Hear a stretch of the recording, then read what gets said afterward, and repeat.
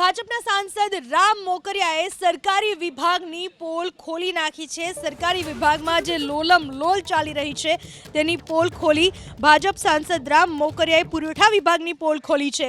ગરીબોને અપાતા અનાજમાં ભેળસેળનો રામ મોકરિયાએ પર્દાફાશ કર્યો। અનાજમાં ભેળસેળની તપાસ કરવા રામ મોકરિયાની માગ। રામ મોકરિયાની રજૂઆત બાદ જિલ્લા કલેક્ટરના તપાસના આદેશ। જ્યાંથી સેમ્પલ આવ્યા છે તે દુકાન પર તપાસ કરવામાં આવશે એવું કહેવું છે કલેક્ટરનું।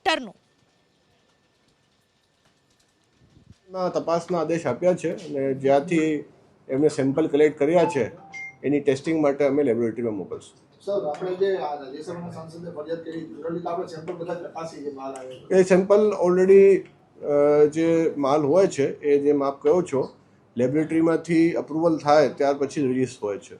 તો બધી આ પ્રશ્નનું કારણ સર એ તપાસ પછી ખબર પડશે। ક્યાં સુધીનો રિપોર્ટ આપવાનો આજે જ એમને સવારે રજૂઆત કરી છે, જે રીતે રિપોર્ટ લેબોરેટરીમાં આવશે ત્યારબાદ એમને અહેવાલ કરશું।